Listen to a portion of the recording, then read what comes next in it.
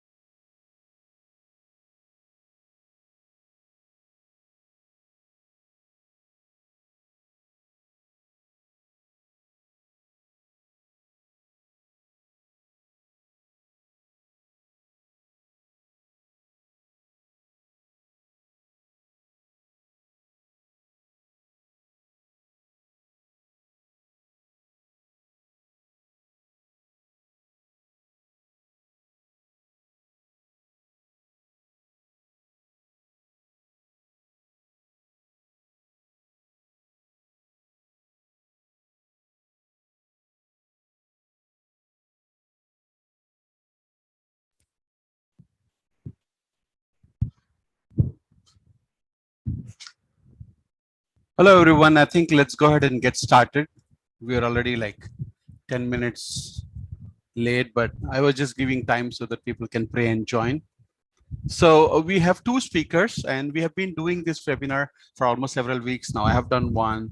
We have asked for Hannah to do on the mental health, and we have Dr. Halima talking about COVID and what precautions. And we had last week we had Dr. Naushad Piran as well. So this week, what we have planned is like we have two speakers. One is Dania Irfan, and the other one is Inder Singh. Let me just give a quick introduction on both these speakers. To be very honest, I have never met them. They have been kind enough to accept the invitation and talk about things. So dietitian Dania Irfan, she is a nutripreneur and life coach. She has been practicing holistic health, and during her journey, she has transformed many lives and created awareness in children. And she is an avid learner, writer, and possesses an key eye on the for perfection. So she's on a mission to reverse lifestyle health disorders and optimal mental health through good nutrition. This is one thing which I feel is like missing, especially in our community. Especially like every week we have biryani and so much of stuff like how we eat. And I definitely would love to hear how Dania would take it forward. So all the best, Dania, and let me quickly also. Talk about Inder Singh. Inder Singh is a life coach who specializes in holistic mental with physical fitness. He has rich experience in training and facilitation. He has been facilitating for over 13 years, where he has helped set up systems, structures, and processes. He works with individuals, helping them achieve their best version by improving mental and physical fitness. So the format for today will be like we will let Tanya speak for like 30 minutes maybe, and then have some QA related to the diet that she's going to cover. I think she will cover for both pre and post COVID information, and then we will have Inder do the presentation in the similar way. So let's go ahead and get started. Go ahead. Yeah, hello and good evening, everybody. Thank you so much for this introduction. It's an honor to be here, honestly, to be a part of such expert panelists who have already taken up sessions in the earlier weeks. And I have heard about I have heard all the panelists, and they have immense knowledge, and it's really an honor to be here. And I'm to be here and to share my knowledge and my experience, even if it is making a small difference in anybody's life, even if it's making a small difference in people's lives. I would feel that I have accomplished my mission of creating awareness about nutrition, whether it is during COVID times, whether it is post COVID, or whether it is taking our lives and our children's lives here on, right? So so as you said that yes, you're keen to know about nutrition in COVID and post COVID, right?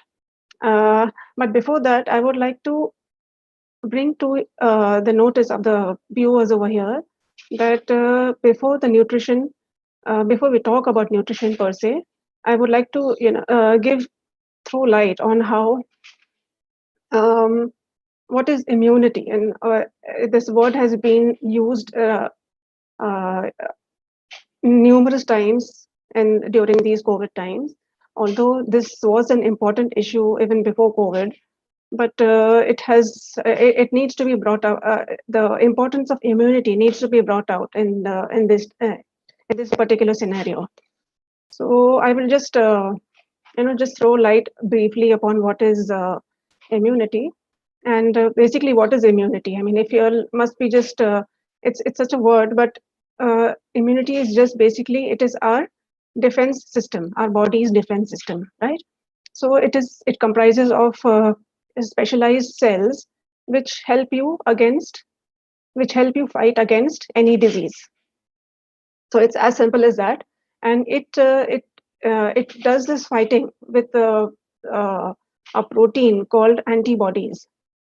So these antibodies, whenever there's an infection, the immune system sends out these antibodies, and these antibodies are the ones which are the soldiers of our defense system, and they are the ones who fight against the diseases. So immunity is also acquired. Like, it's not just immunity. We just get that immunity. The immunity is three types. It's innate immunity, the immunity which we are born with our innate immunity. Okay. The second one is acquired immunity, that is which we acquire through vaccines or after being exposed to a pathogen, or any kind of virus or bacteria. And the third one is passive immunity, which we get through the immunity which we get through our mother's placenta or through breast milk. So that's why the importance is right. The importance of immunity comes right from the time of conception till the time the person goes on with the life. So, and now I'll tell you what is the importance of antibodies. The antibodies are the ones, they are the ones that neutralize the toxins. So they have two roles. One is that they neutralize the toxins. The toxins could be any kind of poison or any kind of damaging substance. That is one role of the antibodies. And in the second scenario, the antibodies, they activate a group of protein which kills the bacteria or the virus. So okay, so now I would briefly just explain about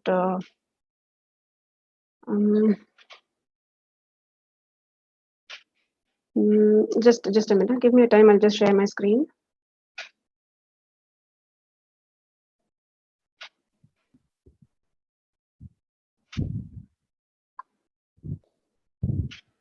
So so after I have just discussed about what is immunity. Now further on, we are going to also discuss that how we sabotage our health the nutritional needs for COVID and post-COVID, matters of mental, how the matters about mental health, age-old friendship of our gut and brain, happy body, a happy mind, and later on we are open to question and answers. So how do we acquire this immunity? I mean, how do we get a good immune system? It's all, you may be just wondering that why am I, instead of talking about nutrition, why am I just talking about immunity? The immunity is it's the what the food you eat, it goes in a gut, and the gut is a center place for taking all the responsibility of our immune system and our nervous system. So that's how the food we eat is also governing our immunity, and it is also governing our mental status. So the importance, it is important for increasing immunity. These particular points need to be kept in mind, that your food should be healthy food. It comprises, which comprises of low carbohydrates and high protein. Now, low carbohydrate, why? Not all carbohydrates are bad. The ones which are simple sugars, and aerated drinks, simple juices, packaged foods, packaged beverages. These are the ones which are the most harmful carbohydrates which we can encounter in today's life. Okay, and a high protein diet, about which I will be talking later. Immunity also is improved when by including fruits, vegetables, and herbs for the antioxidant supply. Again, immunity for important to importance of immunity also lies in the sleep. Now, if we are deprived of sleep, as you all must have seen during this particular a year and a half and all, that if you have not slept well due to anything, whether you have been sick or whether somebody else in the house has been sick, or whether there's some kind of thing going around in the house or some kind of professional stress or anything, if you have not slept well, you will definitely have a low immunity, because the body immediately detects that yes, it's not functioning in the way it needs to function, and your immunity starts to get low if you have had less sleep. Hydration with ample fluids. Again, about hydration, I will be talking more. Physical activity, which is very important to have a good mental and physical immunity. De-stress. Now, de-stress, we can de-stress ourselves and make our immunity much more better. How do we de-stress? Is doing a meditation or doing some kind of relaxing exercises, something which you like to do. At some point where we can just sit back and just take out everything what we have been thinking through the day, or which we have been going through. This is where we'll be able to de-stress our system. And supplements, that also I'll be speaking about later.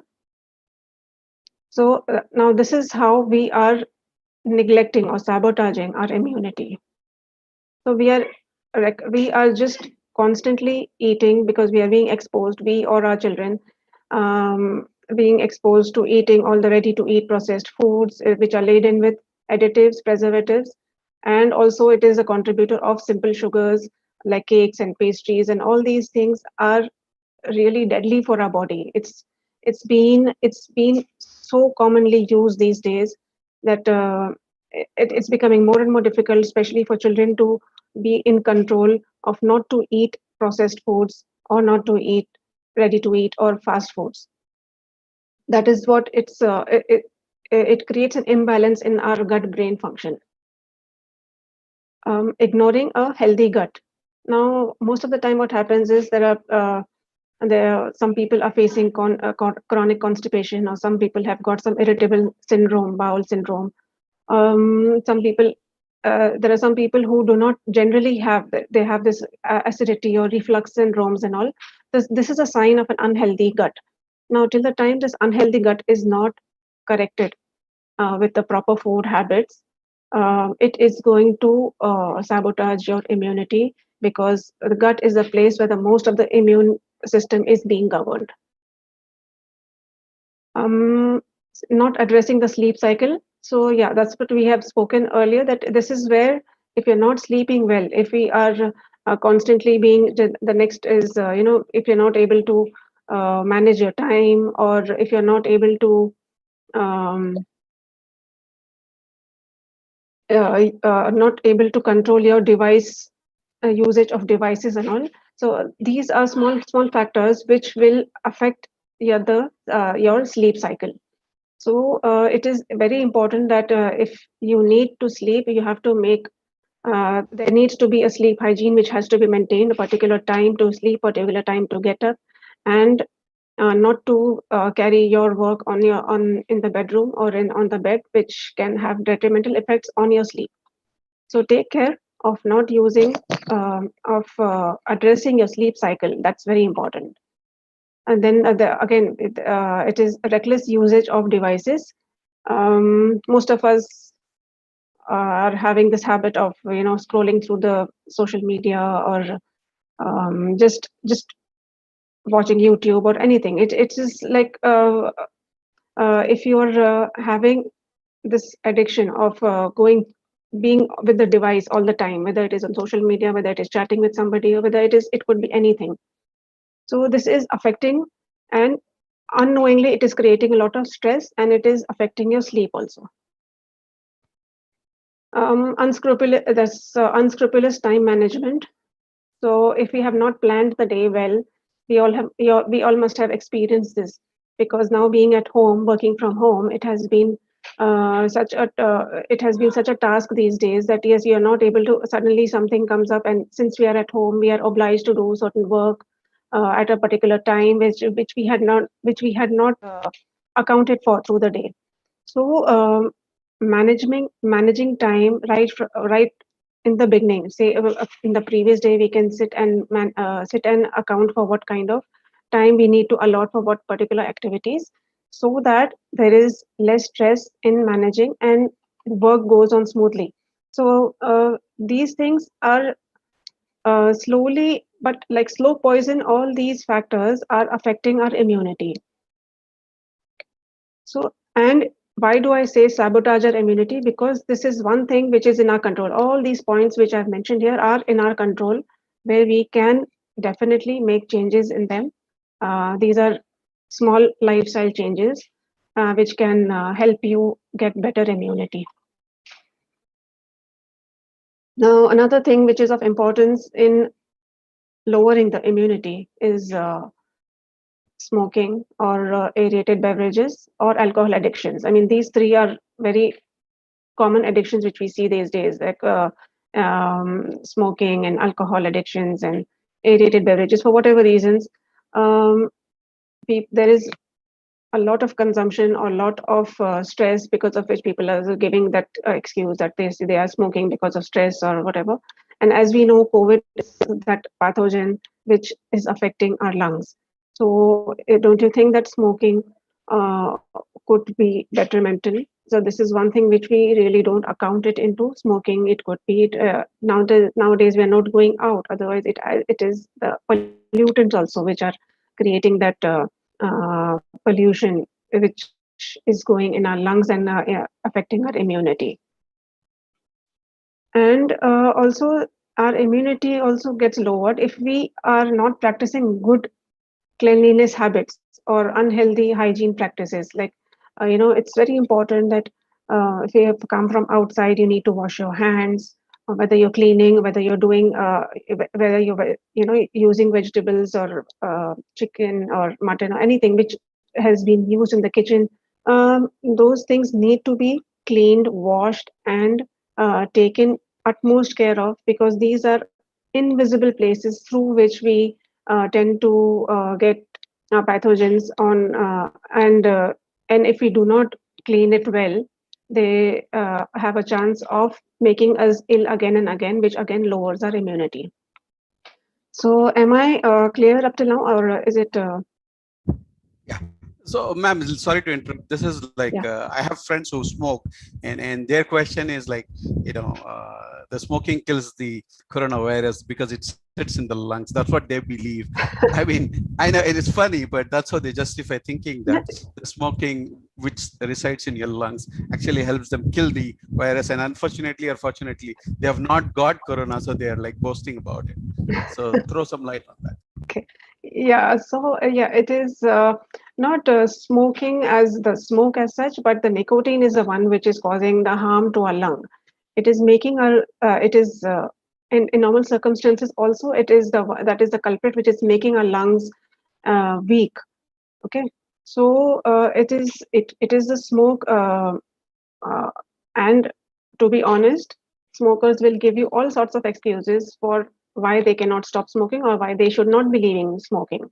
So it's it's enough for them to know that the tar and the nicotine in it is the one which is causing internal damage, if not to the lungs totally. Yes, it is causing maximum damage to the lungs. That is for sure. And so it's not only about just the smoke, it's about the chemicals which are getting ingested, which are getting absorbed in the lungs, which are creating. And I honestly, I have seen, or I have heard of cases who have been smokers with reduced immunity and who have gone through COVID, and sadly they have succumbed to it. So it's there are people who have been lucky, so they are like, okay, if they don't want to leave it, they will give that example. And addiction is such a thing that people will want to always be very protective about it. Okay, this is a place where we should not be intruding there.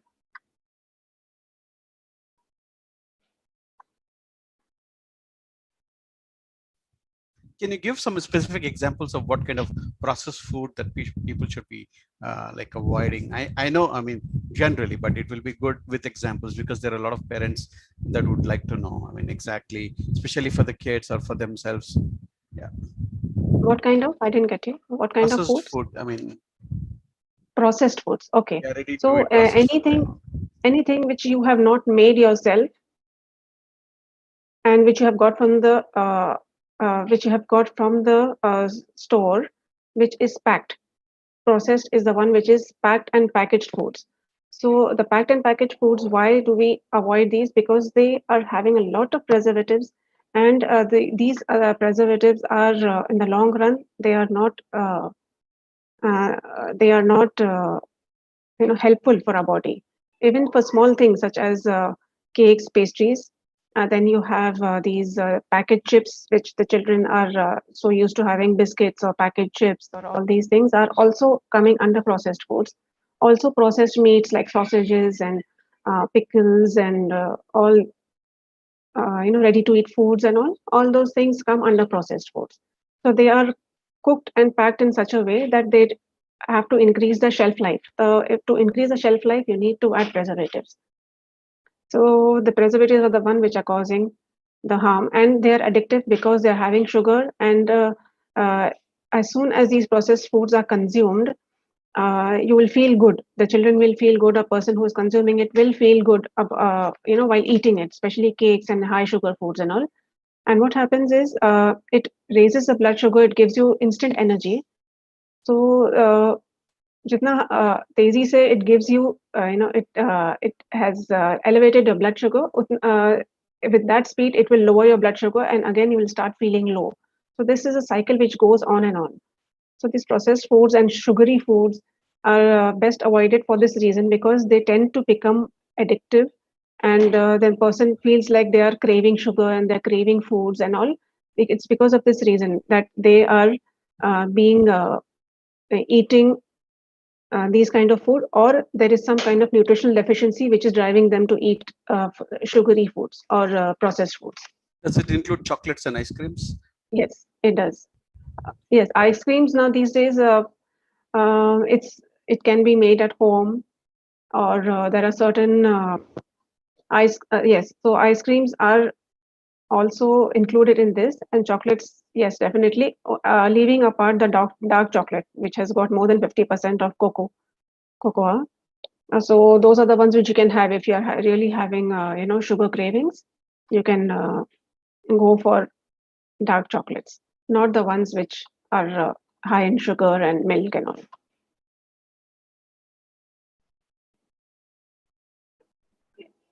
Is this, have I answered your question, sir? Yeah, I think you can move on. Yeah, thank you. Okay.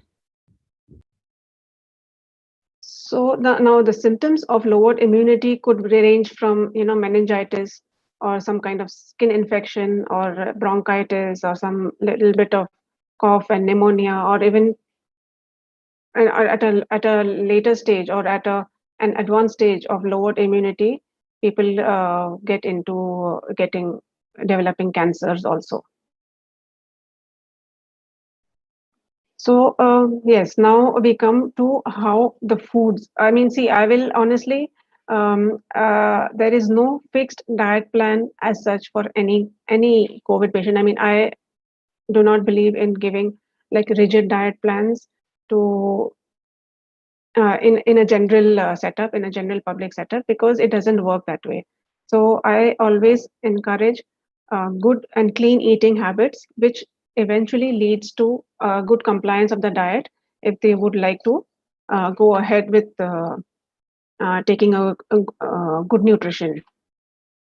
So now I'll throw light on why we talk so much about we should be taking during COVID and after COVID also. Honestly, there is not much of a difference in food requirements per se during or after COVID.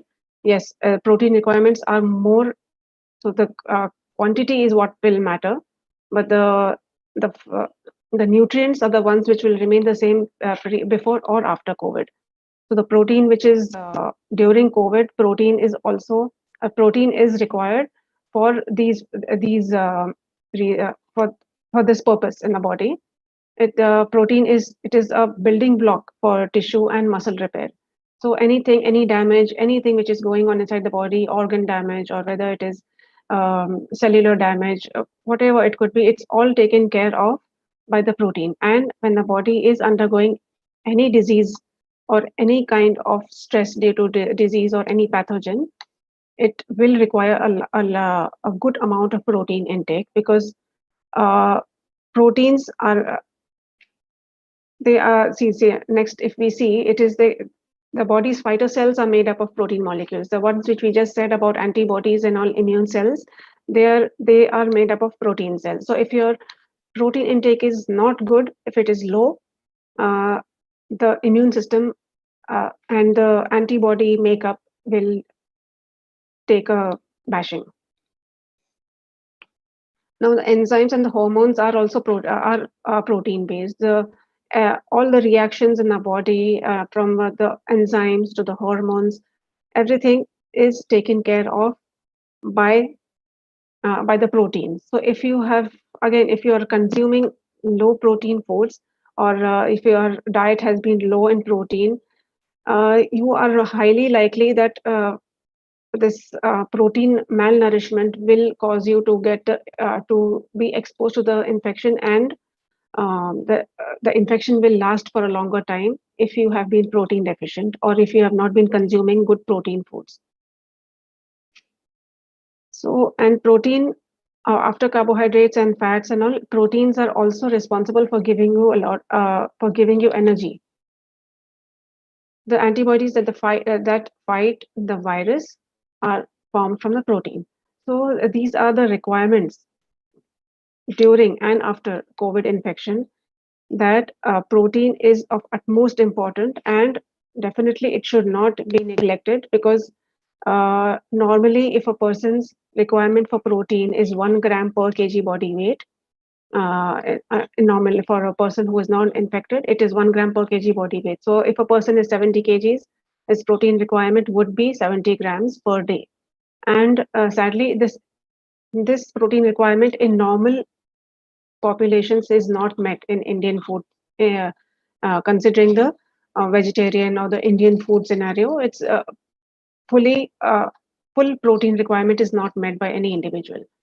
So it needs to be emphasized that they need to take milk or milk products like curd or some cheese or paneer, meat, egg, An egg also, egg white has got more protein, not the yolk, but you can have an entire egg. That's no problem. Egg will not cause any a kind of cholesterol increase or anything. Pulses like dals, all are dals. The whole pulses, chana and chauli and rajma and moong. So all these are coming under pulses and legumes. Okay, now pulses and legumes, the legumes can be sprouted. So the sprouts, when you sprout a legume or when you sprout a pulse, it gives you better nutritional value and a better absorbent. It gets better assimilated and better available in the body. So that protein is taken up very well. If you have sprouted the protein, if you have sprouted the pulses, it is very easily digestible and it's good for the uh, increasing the protein requirement. Fish, nuts which include almonds, walnuts, and seeds like pumpkin seeds and sunflower seeds, sesame seeds, flax seeds. They are all nuts and oil seeds. Nuts and seeds are also source of good fats also. The omega-3 fats which we get naturally from our food. So nuts and the seeds are a very good source of omega-3. And millets like bajra or jawar or ragi, they give you a lot of calcium also, and they are higher in protein than the other cereals. So it's beneficial to include these and be mindful of include trying to include these in our daily diet. So it is simple preparations also are made from millets or from milk, which can be incorporated in our daily diets, and especially during this time when the requirement of protein is very high. And also, I would like to mention about foods which can be fermented. So fermentation also makes the availability of nutrients much better and easy and easily absorbable. Things like idli or say a dhokla, these are fermented foods which will which increase the bioavailability of nutrients in a much better way.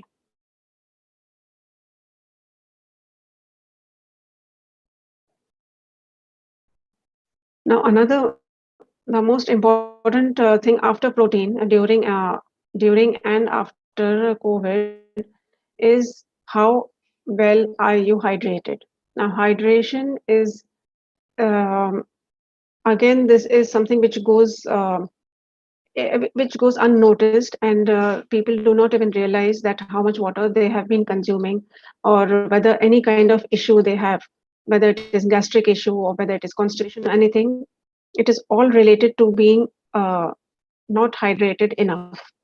So at least 2 to 3 liters of water or fluids through the day are essential, especially during COVID infection, because your body is fighting, and when there is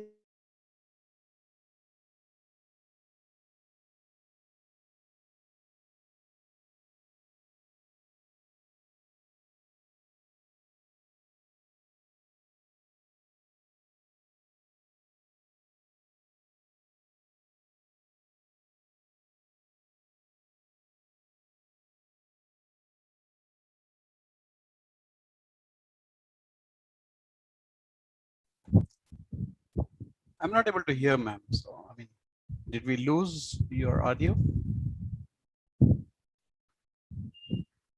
Yeah.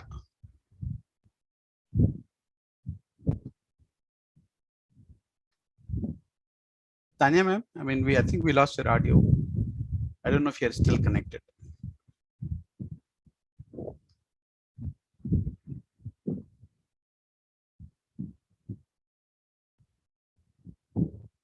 Can others hear? Can you hear me?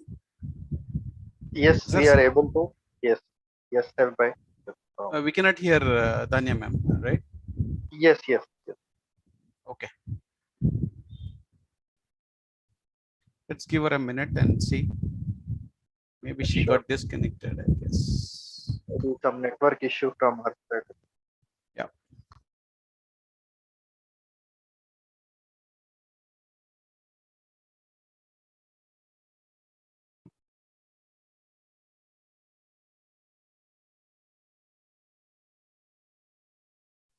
Meanwhile, if you have any questions, you can start typing. I can, once she connects back, we can start asking those questions.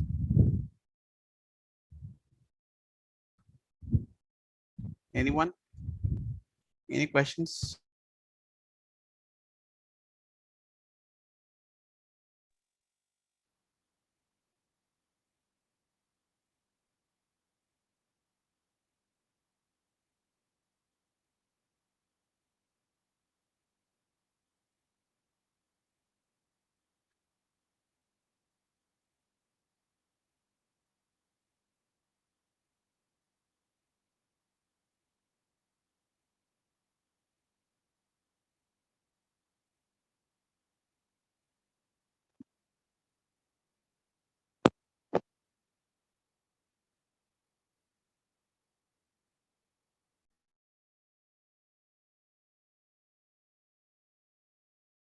I'm trying to call and check with her. Give me a minute. Danya ma'am, are you back?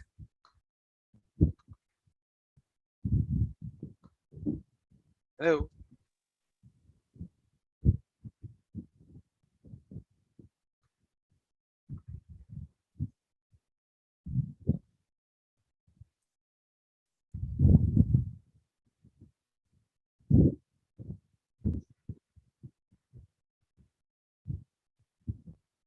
Yeah.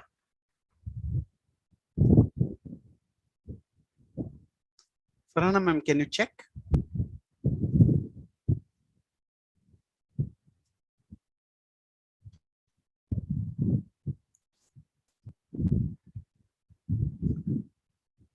Thank you.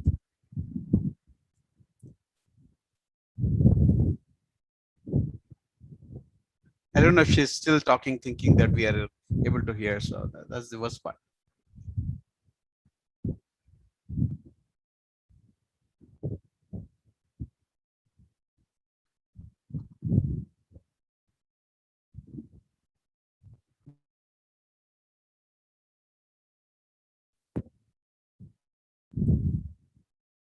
As we are bound by time, I think, Inder sir, can you go ahead and get started? I mean, I don't know. I mean, I can still see Tanya ma'am's screen. Sure. Yeah, but how would I be able to change the screen? I think you have got the host privileges. You can try to share and I will confirm if I am able to see. Can you share the screen first? I can confirm.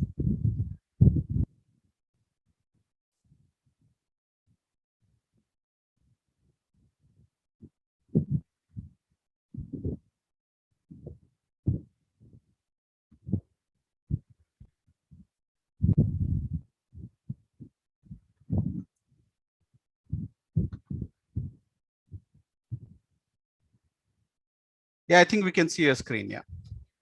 Super. All right. So Yep. let's do this. Just a moment.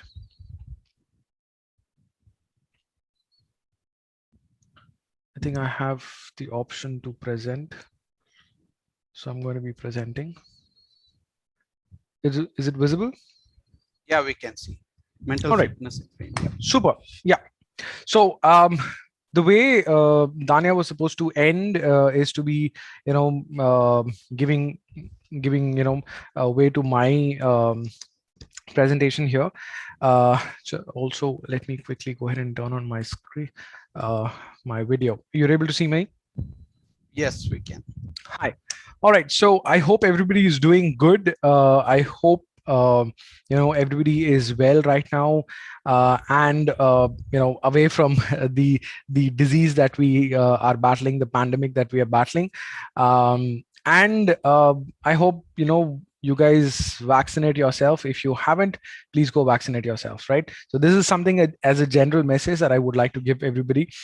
Now, starting with mental fitness. Now, as already been introduced, I work with individuals where I work on a holistic fitness, which is mental and physical fitness. Now, what is mental fitness?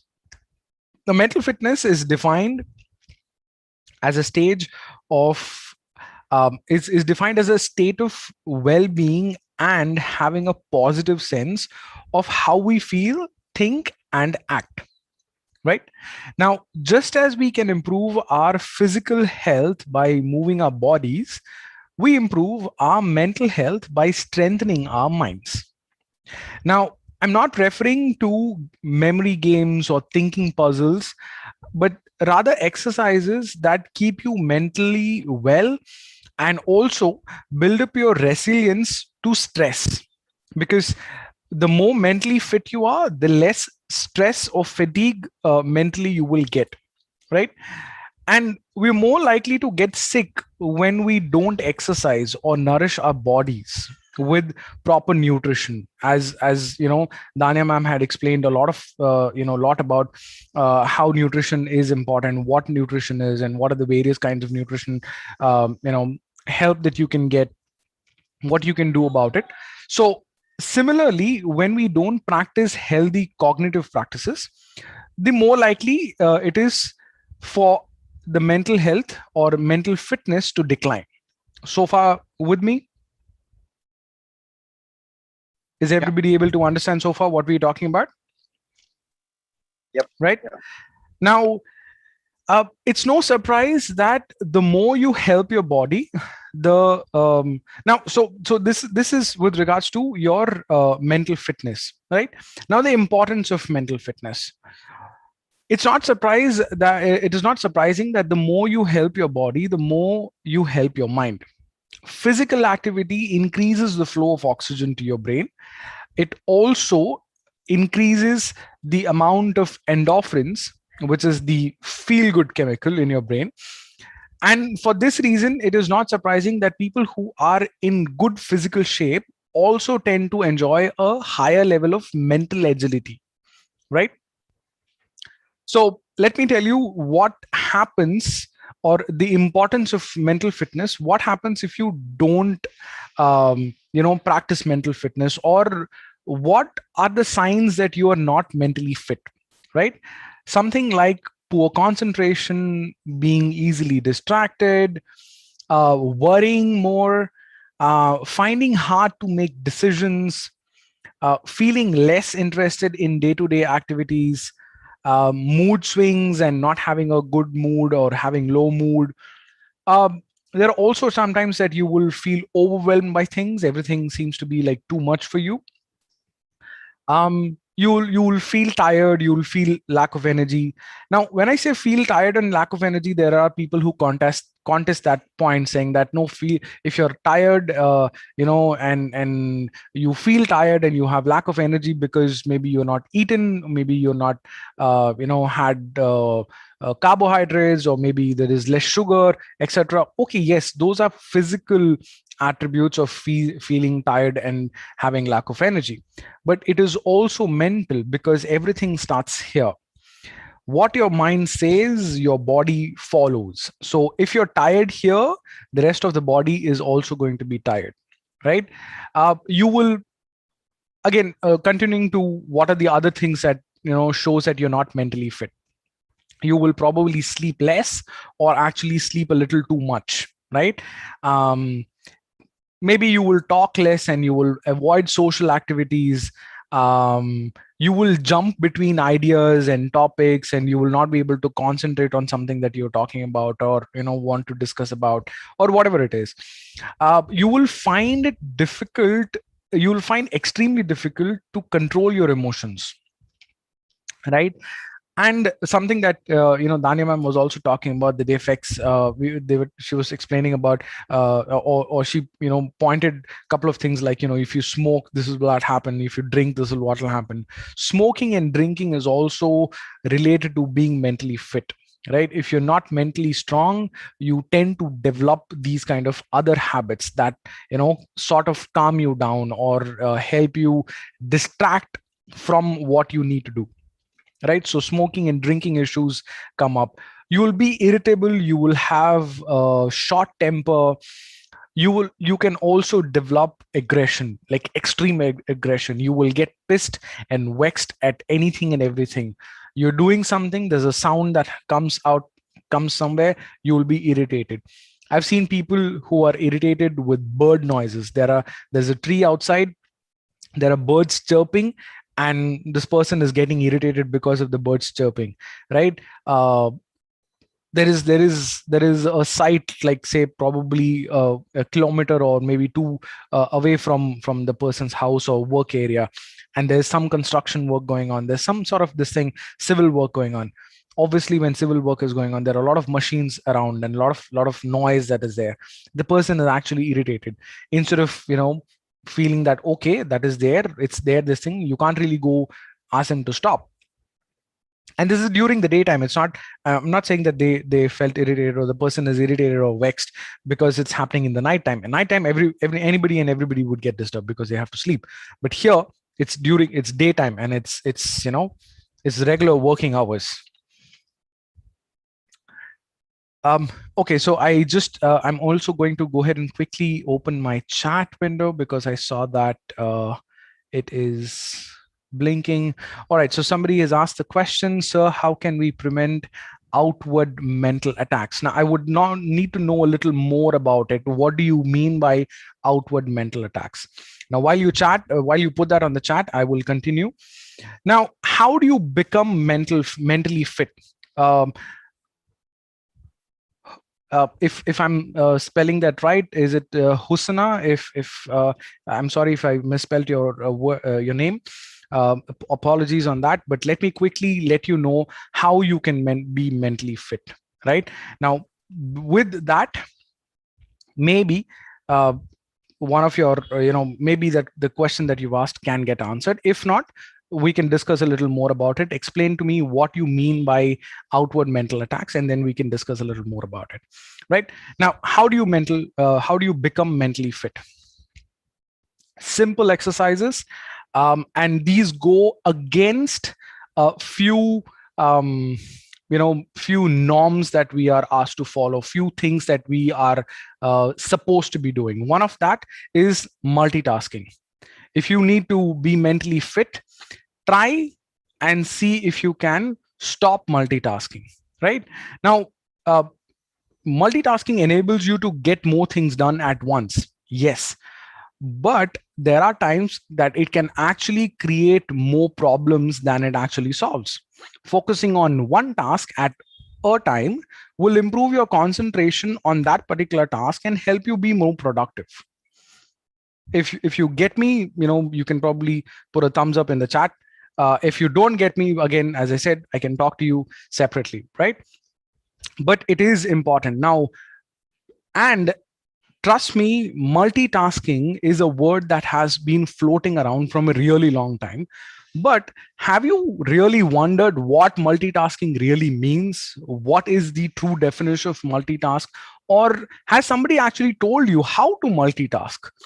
You've been able to manage multiple activities in your life does not mean that you're a great multitasker or you are able to multitask.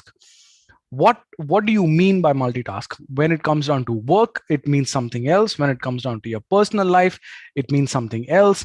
There are various things that you can and you should use the multitasking in, and there are places where you shouldn't be using multitasking, right? So you need to be aware of that. Second thing, be positive with yourself. Positive affirmations is one avenue to increase your mental proficiency. Affirmations, or basically talking to yourself in a positive way. There are things that people also do an exercise which is called talking to the mirror, right? You tell yourself in the mirror, you're great, you're awesome, you're beautiful, you're great, etc., etc. Things like that, right? A lot of sports people, especially in contact sports like boxing, like karate, or like those physical sports where you need to be more competitive and aggressive, people seem to do that. That's one exercise people do that. That's when they become mentally strong. The more mentally strong you are, yes, physically you're going to be strong any which ways. Now, this also involves strengthening the neural pathway. Positive affirmations, they actually do that. They improve, they strengthen your neural pathways, and they bring in self-confidence, they bring in well-being, and they also give you a satisfaction on a higher level. Now, how do you do that? You can start with making a list of your good qualities. Remind yourself that you don't have to be perfect. Set goals for what you want to improve and start small. Avoid becoming overwhelmed, right? Now, there's a famous person, I'm forgetting the person's name. Sorry, no, I remember that person's name. That person's name is Blair Singer, right? Now, Blair Singer is a famous speaker. He's the master of all coaches. He's a trainer for trainers, etc., etc. He goes by a lot of names. You can Google his name. He's a brilliant person. He's an international speaker. What he says is, when you have to constantly remind yourself that you're not perfect, right? And perfection is actually a myth. You can never be perfect. There's nothing that is perfect in the world, right? There's nothing. Trust me, there is nothing. Now, so what do you need to do then? You might come and ask me, Inder, okay, so far we knew that we have to be perfect, and we need to strive to be perfect, and this and that, and that was taught in school. That's taught in a lot of places. Yeah, I went through the same training. I understand what your doubt is and what your question is. I was also having the same question. But perfection, as I said, is a myth. You don't need to be perfect. What you need to do is constantly move forward. And being still means being dead. So as long as you're constantly moving forward, it is more than enough. So even if you're moving slow, trust me, even if you're moving slow, it's absolutely all right. But stop going behind perfection. That will also reduce your mental stress, and it'll make you mentally strong. And as I said, small starts, avoid being overwhelmed. The third thing that you can try to do is try something different. Give yourself a break. New experiences will set you on a path to mental fitness. Trust me, new experiences. And these are happy, positive experiences that I'm talking about. You can fit new approaches into your daily life and your routine. Maybe try something new like a food. Maybe try to do your daily routines in a different way. Maybe, your routine tasks, like wake up a little, on a different time. I'm not asking you to wake up late, but wake up in a different time, meaning wake up a little early, maybe sleep a little early. Do things like that. Try food. Trust me, food is something that helps everybody, right? So maybe you can try something new. Randomly go to YouTube. You have a lot of do it together sort of videos that actually let you do things together. So probably you can do something like that. There is the concept called buzz moments that we do it in the coaching fraternity. We use that terminology a lot of times. It's called the buzz moments. Now, what do you mean by buzz moments? Buzz moments are those moments where you are extremely elevated. Your mood is elevated. A certain activity that you do that gives you a mixed feeling of being happy, being excited, also being calm. Yes, you can say extreme happiness. It'll also give you calm. It also gives you a lot of joy. It gives you serenity, right? All that put together, right? It's not just one thing. So I can't tell you do something that makes you laugh, do something that makes you excited, do something that makes you happy. I'm not asking you to do something like that. It's going to be a mix of all of those things. For example, I'll tell you what I like to do is, this might sound weird, but let me tell you this, right? When I want to elevate my mood a lot, I tend to do this. What do? I'm sure everybody would understand what I'm saying. I like to order mutton kuska, so mutton plain biryani, and I like to order a little bit of chicken tandoori, right? And I occasionally like to and casually like to drink. I'm a Sardar, you can see, so I like to drink. I don't have a drinking problem, but I like to drink, so maybe pour in a small that I can have. And with all this in front of me, I put in a Netflix show that I've maybe seen it 100 times, but I'll put it again because that just it's something that calms me down. This food calms me down. This food also makes me happy.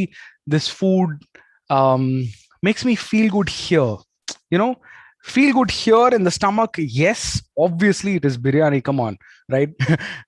But it makes me feel good here also. It gives me like, nice. It makes me feel that way, right? So these are called buzz moments. So create your buzz moments if you don't have one. Try and experiment what makes you feel here, right? So here and here. It'll improve mental fitness. Now, all these things, and then after all this, let's discuss a little more something which is technical. Now, technically, if you also look at, there are something called zones. These buzz movements are also zones, right? Now, buzz movements are smaller activities, but zones, when I say you have to be in the zone, am I changing slides? No, I haven't changed any slide. I don't need to change slide yet. Thank you for that, Farhana. Not yet, right? So buzz movements. So we were talking about, we're still talking about how to become mentally fit, right? So we finished buzz movements. Let's go into zones. That's what I was talking about. Now, zones are states of being, right? You can be in that particular zone for a longer period of time. To start with, if you're not in that zone, don't worry about it. That's absolutely okay. But knowing what different zones are, you can go ahead and help yourself understand, hey, the awareness of, oh, I'm in, the wrong zone. I shouldn't be here. Let me move to a different zone.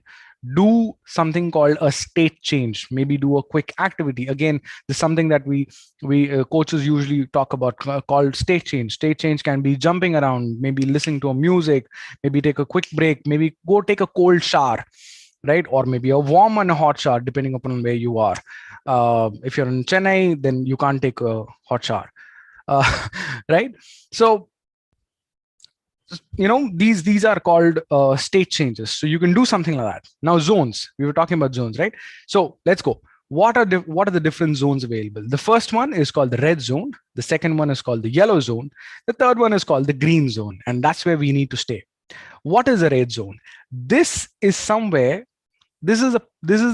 zone where a person is in the wrong place at the wrong time, connected to the wrong who's, what's, where's, when's, how's, and why's, right? I'll repeat that, and I'll also, give me a moment. Let me click on this, right? I will quickly copy and paste it right here. I'm going to be sharing the entire golden circle. Yeah, you can say so. Right? So wrong place at the wrong time, connected to the wrong who's, what's, when's, where's, how's, and why's. This is your red zone. You shouldn't be there, right? And if you realize, oh, you're there, then you need to do something called a state change. What do you do a state change? I gave you a couple of examples. Connect with me on a personal note. I can give you more state change examples, right? Now, the next one is called the yellow zone. This is where most of the people, as in 98% of the people, or maybe 95% of the people, are usually in that zone, which is the yellow zone. It's a safe zone, but not a very growth zone. But yeah, it's a zone, right? This is which is also called the daily grind, or it's called the rut, where the person doesn't take risk, works for security. The yellow zone has a good subject skill. A person who is in a yellow zone has a good subject skill, but poor people handling and communication skills, right? Mechanical zone. Yes, mechanical zone. The person operates on preconceived beliefs, which are conservative, which are comfortable, and they're also boring. Yeah. They are, that's your, yes, easy to go to. That's your yellow zone, right? So if you're in your yellow zone, remember that it's not a good zone to be in. but it's a better zone to be in than being in a red zone, right? So if you're not in a red zone, great. If you're in a yellow zone, okay, room for improvement. Let's take a look at the green zone. This is someone who is in the right place at the right time, making things go right. The person is living the dream, connected to the right who's, what's, where's, when's, how's, why's, subjects, patterns, intentions, has a high level mood, right? High mood levels. They know they have the correct orders of importance and accurate estimations of values. Everything is set. That is your green zone. Only 5% in the world there are people, only about 5% in the world that are usually operating in green zone throughout, like most of the time they're in green zone. Can you ever be completely in the green zone? I'm not sure. Even I don't know. I'm still learning, right? Have I been in the green zone? Yes, a couple of times. Can you be in a green zone? Yes, by practicing green zone practice. What is it? Again, connect with me. I will let you know. There's a quick session that you and I can do, and I can help you practice and be in the green zone. Yeah, super. Now, one of the things that you can do for practicing green zone, which I will tell you right now. Let me quickly go ahead and stop sharing my screen. And can everybody, turn on their cameras and be here with me? Let me help you with a quick exercise of being in the green zone. If you guys can turn on your cameras, it will be actually helpful. I see Dania ma'am is there on the camera. Everybody else, if you guys can come on the camera. It's a quick 45 seconds of activity. Come, everybody come on the camera. Guys.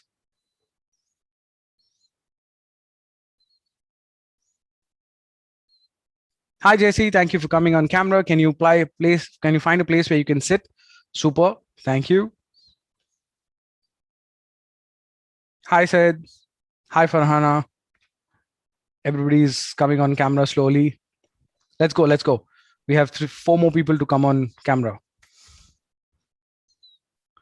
I know, I understand, maybe, you guys were chilling and relaxing like this and sitting and, sitting in different, in different ways and in conditions. And this is all of a sudden that I'm asking you to come on camera, but trust me, this is going to help you.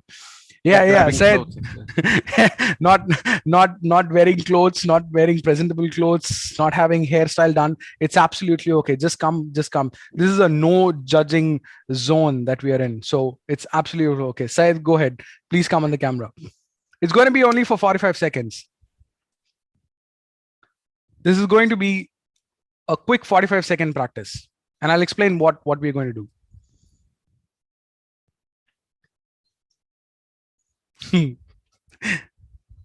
Said, you're waiting. Yes, hi, Said. Thank you. That's absolutely okay. Would it be possible for you to sit up a little straight? Would that be okay, Said? Can I ask you to do that? Just sit. That'll do. Right? Super. Okay. We have 3 more people. If they are not coming on camera, that's okay.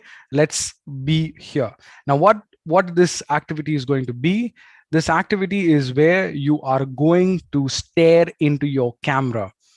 You're going to stare into your screen, not in the camera. Sorry, you're going to stare into the screen. Look at me. Just look at me.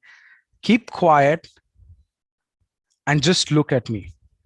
And we're going to do that for 45 seconds. Quiet, just look at me.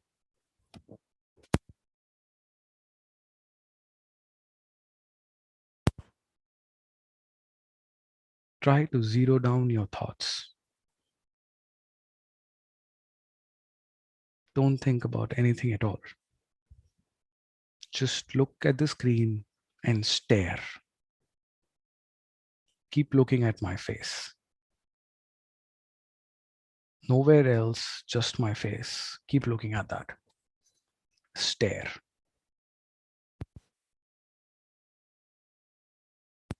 I may not be very good looking, but it's okay. Just stare.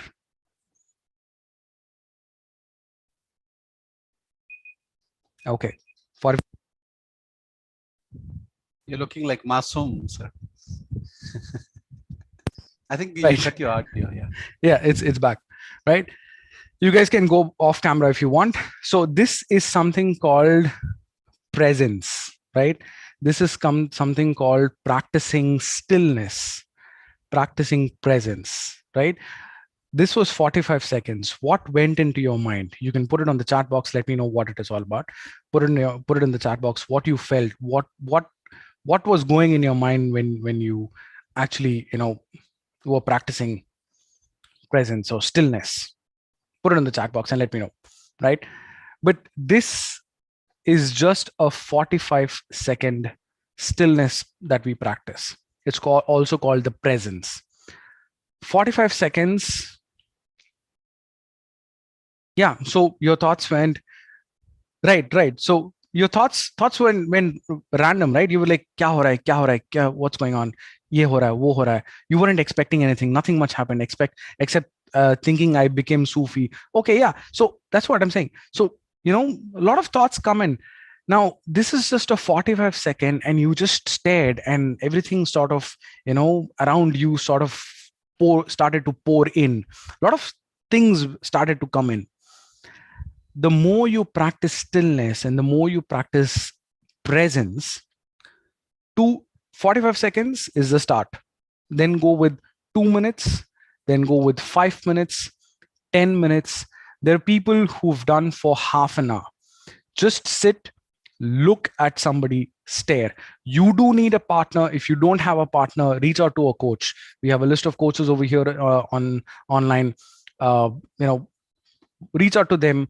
They also know with what I discussed now, what is called a presence and what is called stillness. Check with them if they're available for practicing presence. Go ahead, practice presence. Go ahead, practice stillness.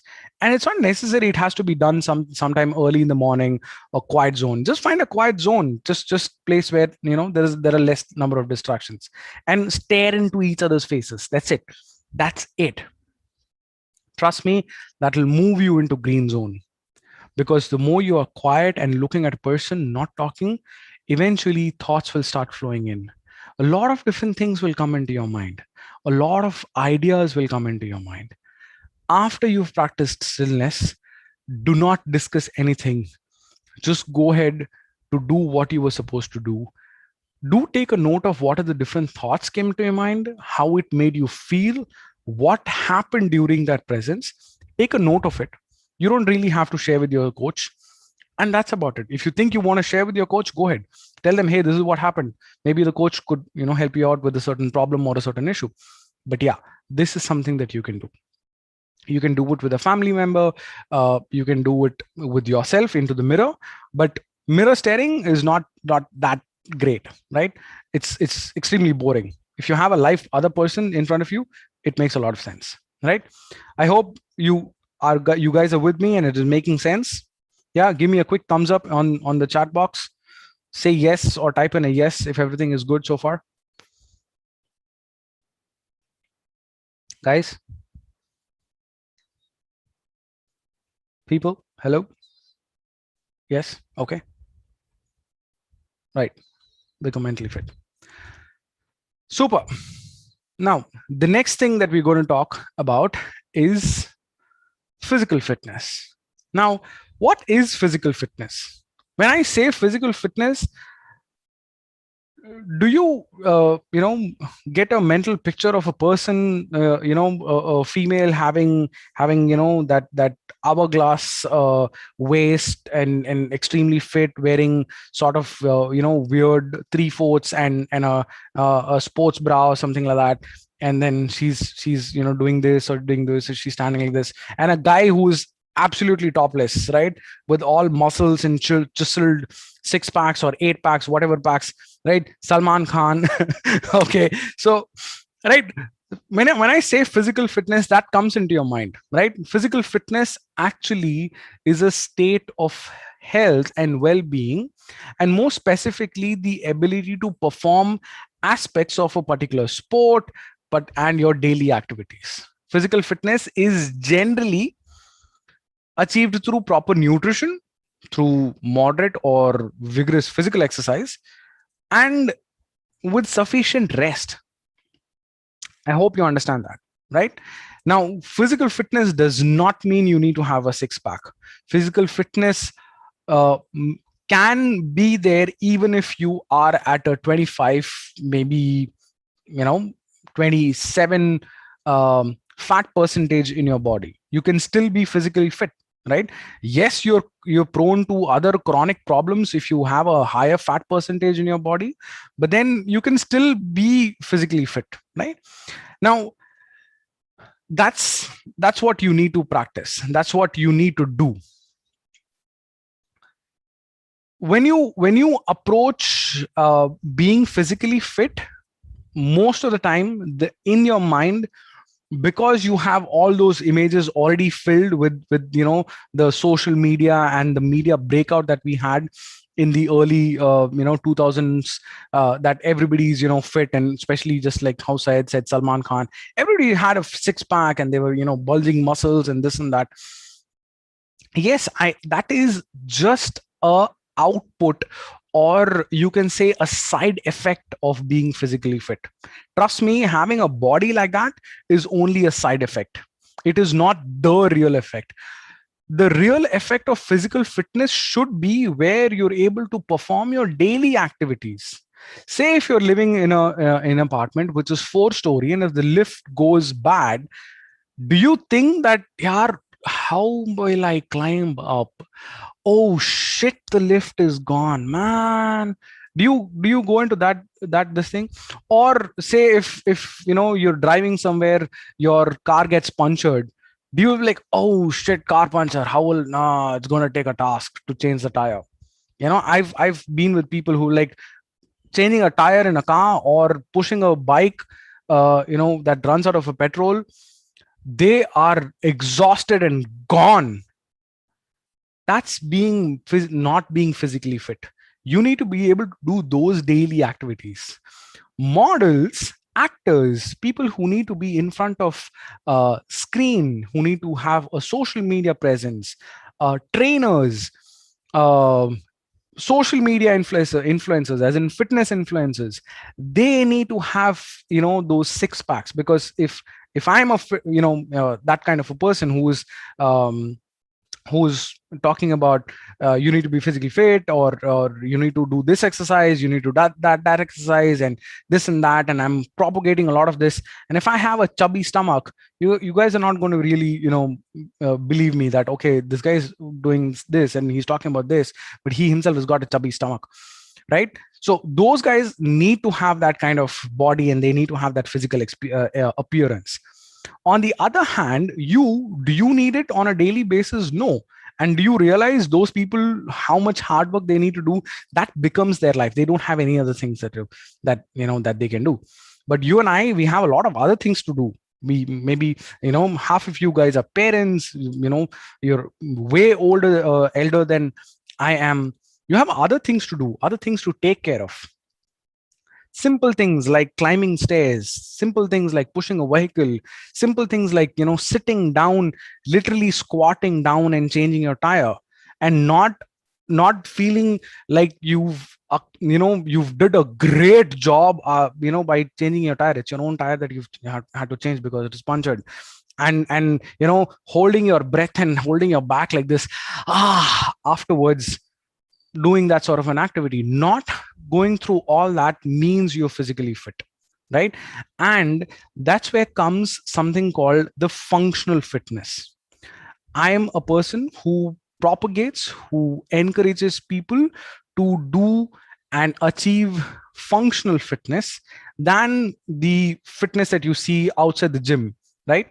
Or that you will go, that will want you to go to a gym and then achieve it, and then you'll not be able to achieve it because you'll not have a plan or a program. We're not going to do something like that. What we are talking about is called functional fitness. Now, a lot of people haven't heard the term of functional fitness. If you have, great, congratulations, you're in the right place. If you haven't heard, even then, great. Congratulations, you're in the right place. Now, the truth is that the functional fitness is all around you. It is the one that refers. Okay, conclude in 10 minutes. No. Okay, just a quick minute, right? I'll quickly finish with this. So functional fitness is that refers to the type of fitness that keeps your body moving and stimulated routines. And this is something that enables you to do your everyday tasks. Now, what are those everyday tasks? Remember just one quick thing. We can have maybe a one-on-one session. I can help you on more on that. But because we have short of time, I'll tell you just one quick thing. Or maybe two points over here. The first point is, say, movements like doing squats, movements like doing lunges, movements like your regular stretches here and there. These are the ones that resemble your daily actions and everyday to-do things that you have to do. If you take lunges, you don't do lunges on a daily basis, on a regular basis, but doing lunges will strengthen your leg muscles in such a way and your joints in such a way that you're able to perform the other daily routines more better and effectively, from running to walking to climbing stairs, right?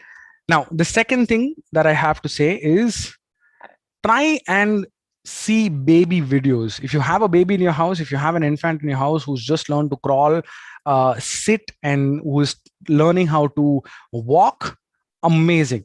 If you don't have a kid around you or in your own house, it's absolutely okay. You can go watch videos.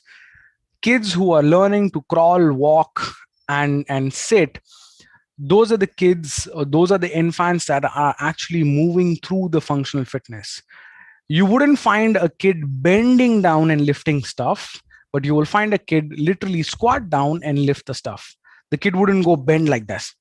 The round arch is something that we learn out of laziness. The straight sitting down, spine straight way of picking things is what a kid would do.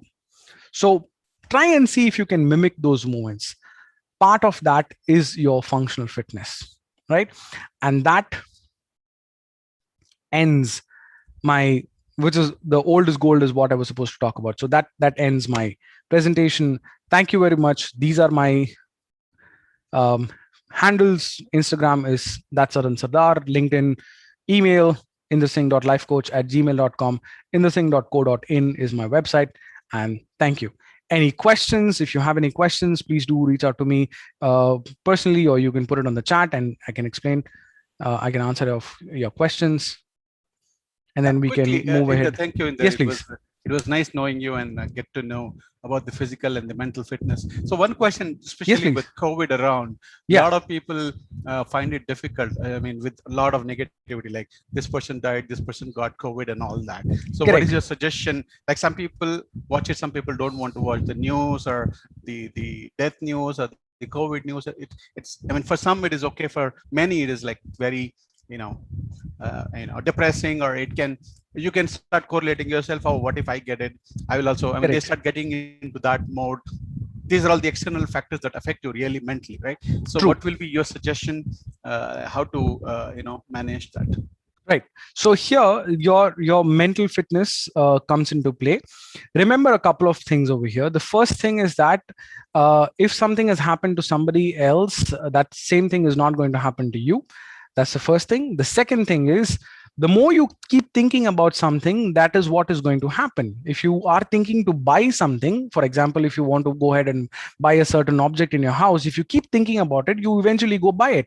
The same thing works with negative thoughts too. If you keep thinking about, oh, I will get COVID, you will eventually contact a person who's got COVID. So have positive thoughts that I'm going to be safe. I'm going to be all right.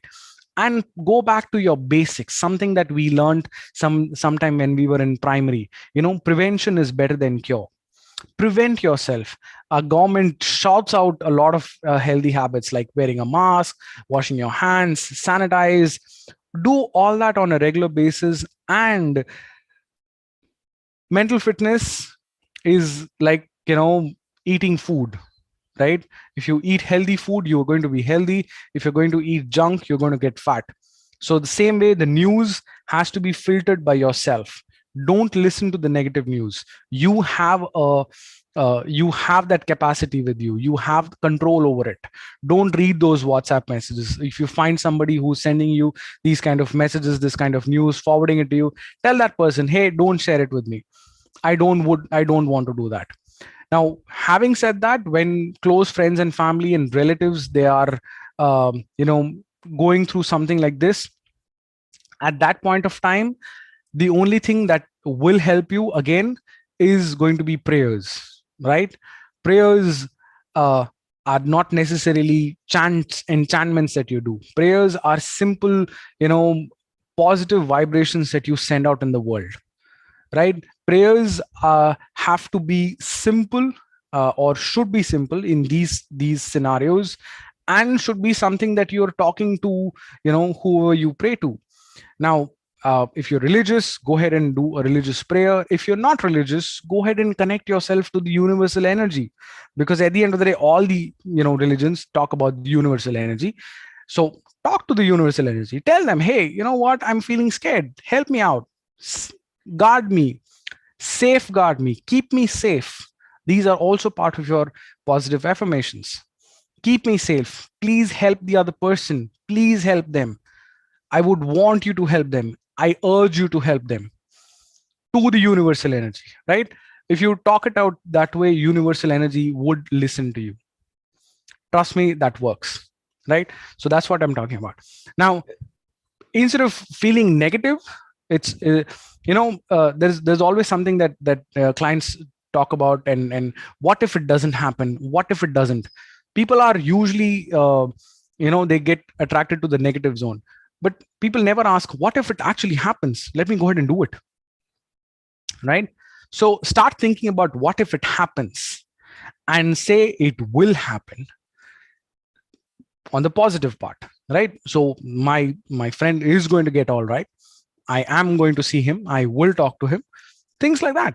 Give positive vibrations and stop attracting negative vibrations. That's about it. Yeah, the next question I had in this, sir, is yes, please. Especially with lockdowns, right? Yes. Your physical fitness and the mental fitness is at stake. I mean, correct. You're locked in your home, and it's like you're mentally stressed, being with work, without work, whatever it may be.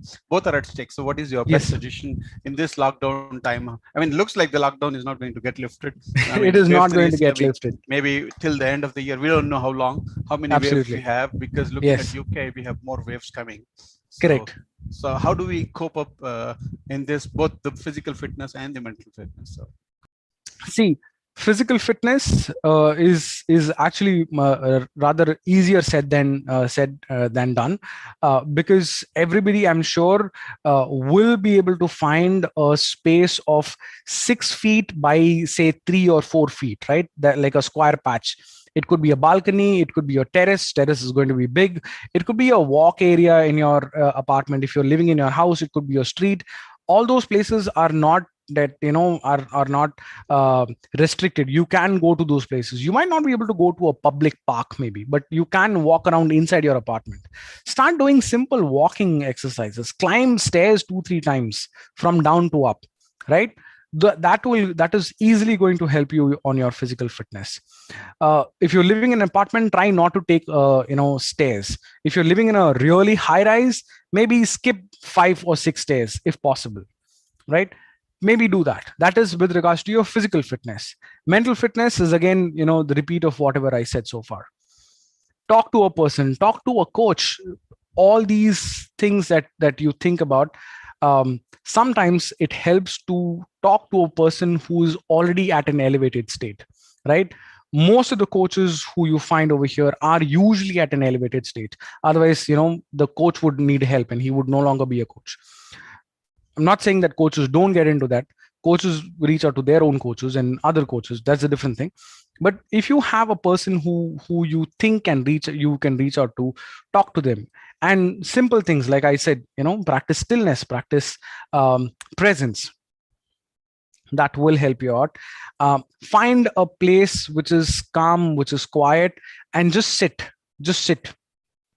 and look at things around you.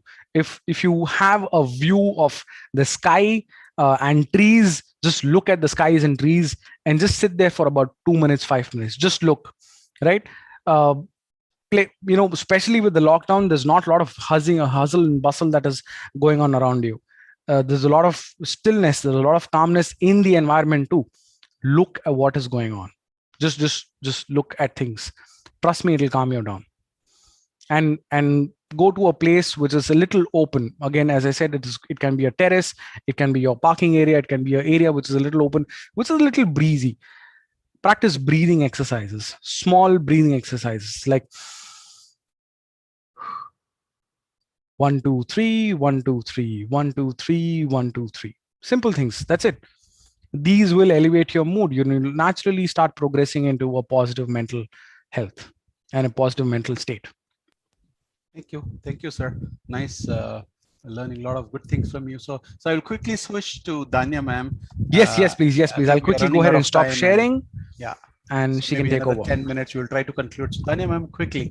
Go ahead. I'm sorry. Yes, yeah, no problem. Actually, sorry from my side. I had not realized that my connection had I had lost my connection. You'll just need to give me, I think I have just lost my co-host. Let me check if I can. I don't. Azhar sir, can you make Danya ma'am the co-host? Yes, sir, I will make. Okay. Give us a second. This Ms. Inder had given us a lot of insight. Thanks, Inder, for this amazing session. It was really nice, small, good, helpful tips, which it's a need of the hour, and it was good that you have put light and thrown light on a lot of stuff which needs to be done on a daily basis. Thank you. Functional fitness is something which needs to be practiced. Yes, it's required. It's not about only going to the gym and getting healthy. It's about you need to be doing daily stuff every day. Yeah, thanks a lot. Yeah. You have the access, ma'am. Go ahead. Thank you. Yeah.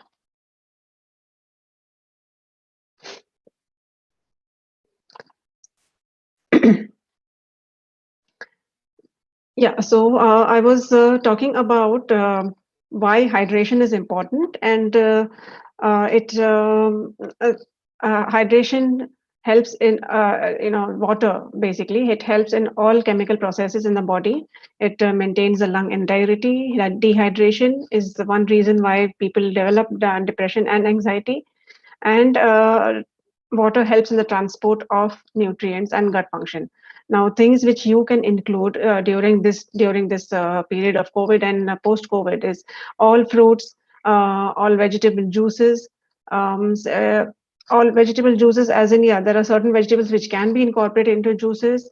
There are certain which cannot be, but yes, they are much more helpful and more useful because cooking, which sometimes destroys the micronutrients. You're able to get these micronutrients right from the vegetable juices without being heated. Of course, there are soups, broths, and stocks which we make, whether it is meat or chicken, or whether it is vegetable stocks, which we can incorporate in our as a part of hydration.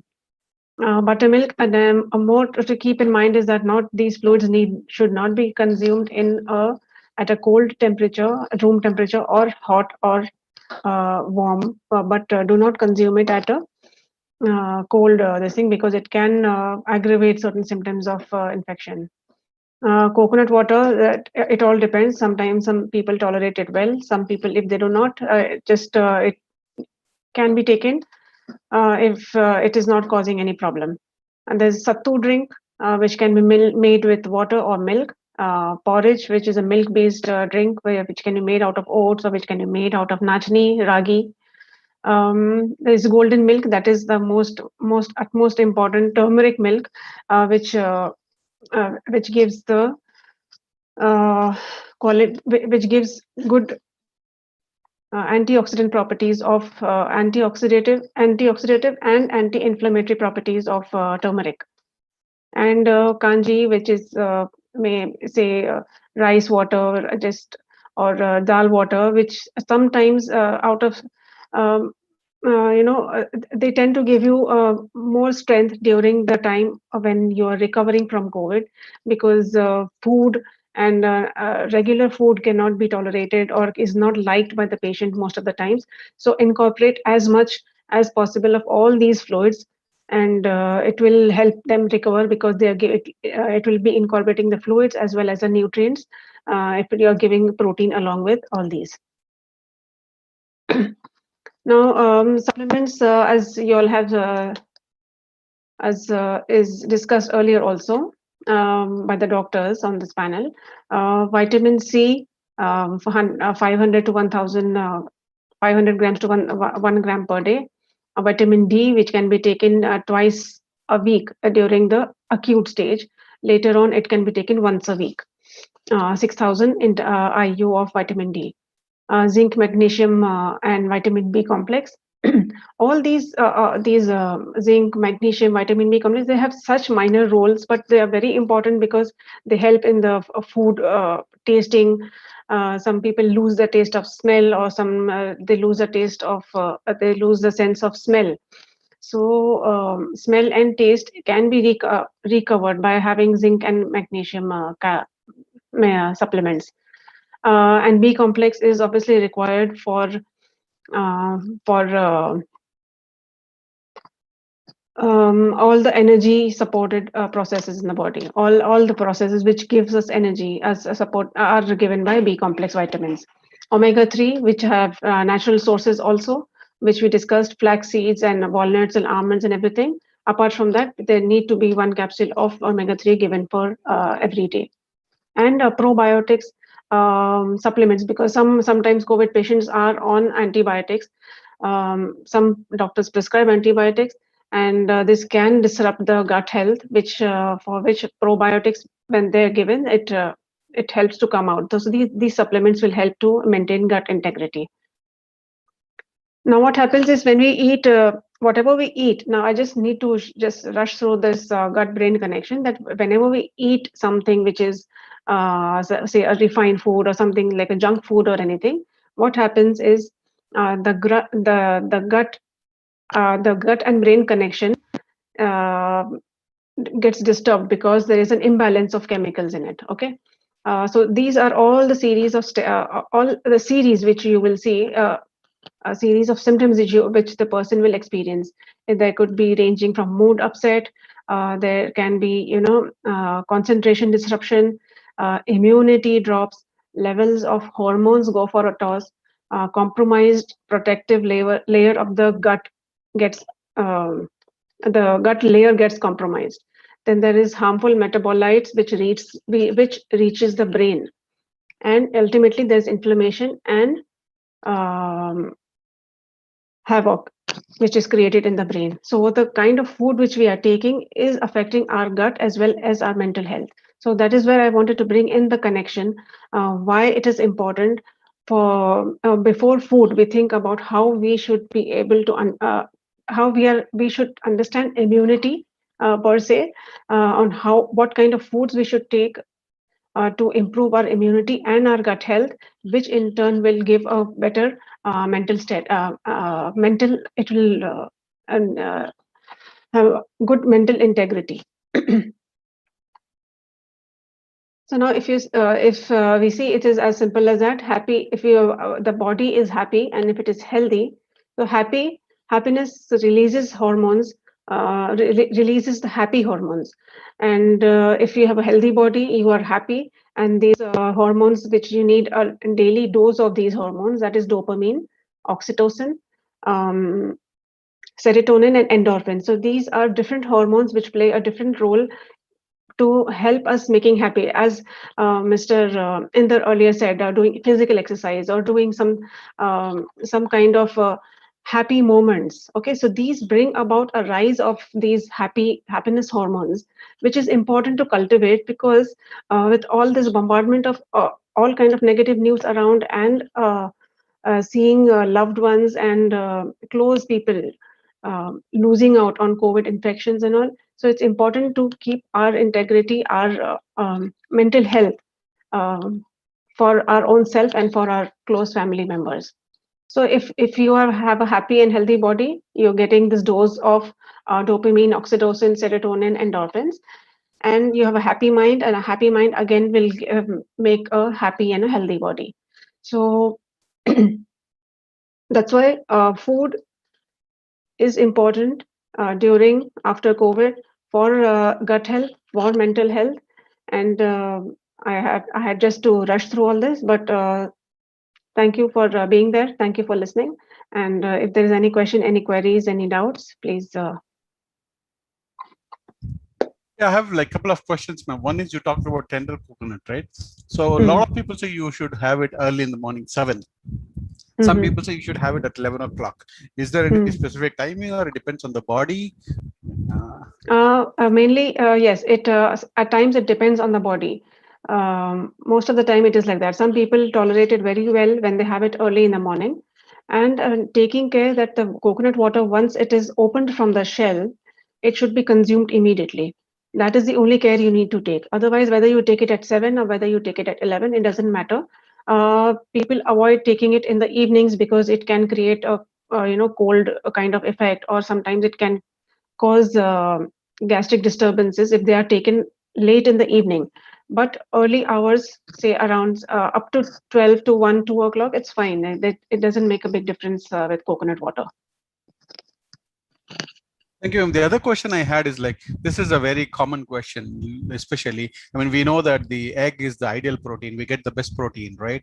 And Yeah. also fruits have a lot of good things in it. But today's fruit, but today's egg, they are all like, have so much of problem, like the way the fruits are made with chemicals and all that. So I know organic is one option. Yeah. But it is expensive. So, I mean, what suggestions you have as a nutritionist? Um, Actually, honestly, it's a tough time to be in because of all these preservatives and all chemicals and insect whatever chemicals which the food is exposed to. And yes, organic is one option. But apart from that, what I would suggest is that you avoid. Um, it's best if you are cooking the food. At home with which the foods you're getting on a regular basis. Wash them well, and washing and cleaning and using them at home, preparing food at home with good preparation, with good food cooking methods, um, are enough to give the this are enough right now to give the nutrition as such. And it can also and most of the time, if this is not enough, then people tend to go to take supplements to okay, this food I'm not getting enough nutrients, or this, so I'm just popping the supplements. But the supplements also is not a total um solution for all this.